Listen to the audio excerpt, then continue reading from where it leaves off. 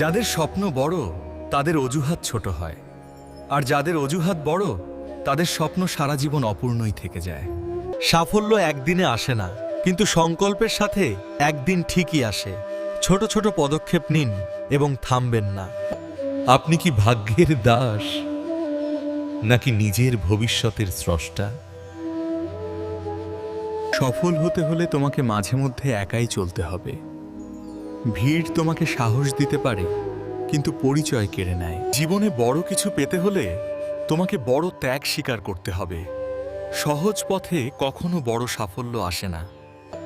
আপনি কি ভাগ্যের দাস নাকি নিজের ভবিষ্যতের স্রষ্টা?